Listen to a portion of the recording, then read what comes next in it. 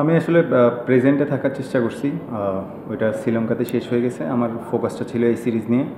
So next বল কী হবে ওই ওই জিনিসটাতেই ছিলাম আমি সবসময়।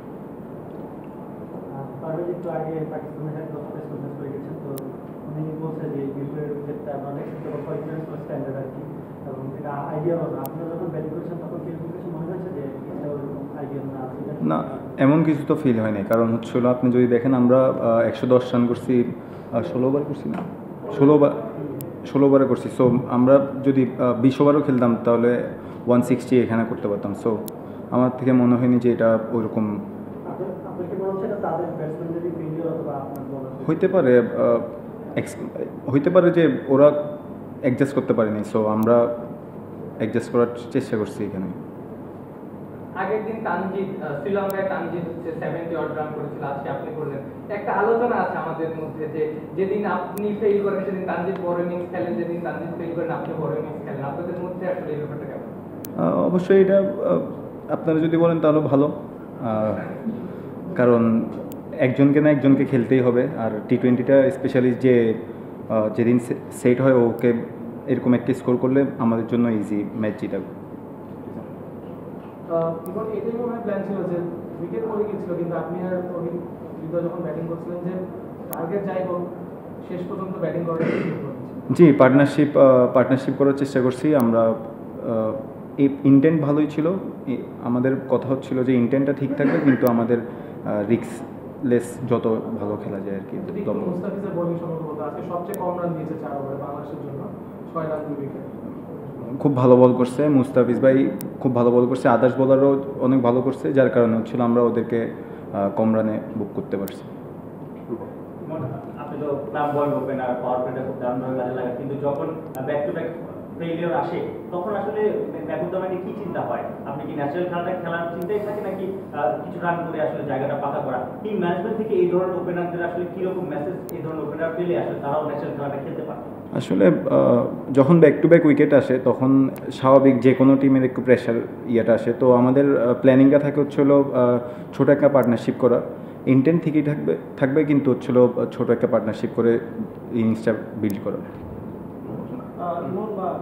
শ্রীলঙ্কার বিপক্ষে যে বোলিং অ্যাটাকটা আপনারা সামলেছেন, যদি একটু পাঁচটা ব্যাটিং কোম্পানি একটা ম্যাচে খেলেন মাত্র, পাকিস্তানের বোলিংটাকে কি একটু কমজোরি মনে হয়েছে কিনা? স্কোরিং ভালো করেছেন বলেই বলছি কোশ্চেনটা। ভালো করলে আসলে সবার থেকে একটু ইজি মনে হয়।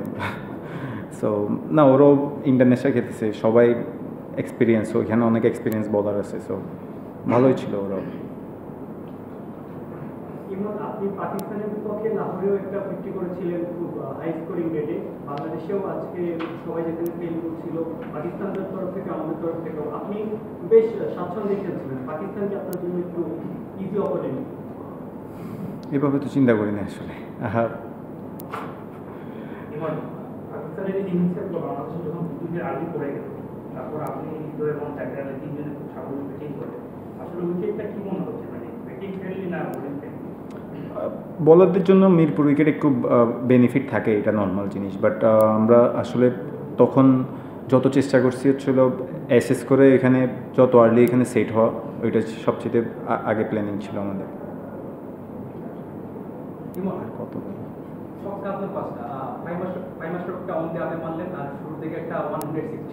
সবচেয়ে বেশি এনজয় করছেন কোন ছক্কাটা?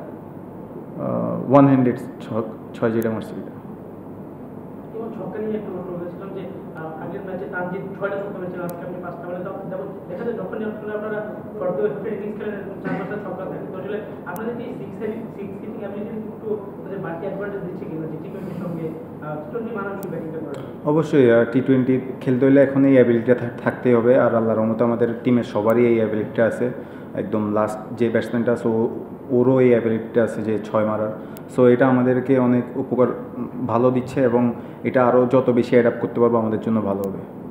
Last two question. বাংলাদেশ তো অনেকদিন পর টি-20 দেশের মাটিতে চারটা টানা বাইরেই খেলেছে। এই উইকেটে আসার আগে আপনারা সিরিজের আগে ব্যাটিং নিয়ে আপনার কোনো অ্যাডজাস্টমেন্টের কথা চিন্তা করেছিলেন নাকি, বা কোনো প্ল্যানে এগিয়েছেন নাকি? জি অবশ্যই, আমাদের প্ল্যান ছিল এখানে ম্যাচ ডেতে হচ্ছিল যত আর্লি আমরা উইকেটটা অ্যাসেস করতে পারবো আমাদের জন্য তত ভালো হবে। সো আমরা আজকে খুব ভালো অ্যাসেস করছি। 2টা উইকেট আর্লি পড়তে পারে, এটা স্বাভাবিক T20 ক্রিকেট, বাট আমরা আদার্স যারা ব্যাটিং করছি আমরা উইকেটটা ভালো অ্যাসেস করছি। বাউন্সটা কি ভালো ছিল সব খেলায়? জি, ইভেন বাউন্স ছিল, ওরকম ইভেন 1-2টা হইতেই পারে। ওইখানে বলাররা যখন বল করতেছিল কিছু ভাঙা ছিল, এখানে পরে হয়তো বা এদিক ওইদিক করতে পারে 1-2টা বল, বাট ইভেন ছিল। লাস্ট 9 বছরে টি20তে পাকিস্তানকে হারানোর একটা রেকর্ড ছিল না, আজকে যেটা বলবো টিম মিটিংয়ে এটা নিয়ে কোনো আলোচনা হয়েছিল নাকি যে পাকিস্তানকে 9 বছর ধরে টি20তে আমরা হারাই না, এমন কোনো আলোচনা হয়নি। আমাদের লাস্ট একটা সিরিজ খুব ভালো খেলে আসছি শ্রীলঙ্কা থেকে। সো সবাই খুব কনফিডেন্ট, চেষ্টা করছি ওই কনফিডেন্সটা আসলে ক্যারি করার। সো ওইভাবে আমরা আসলে নামছি। থ্যাংক ইউ ভাই।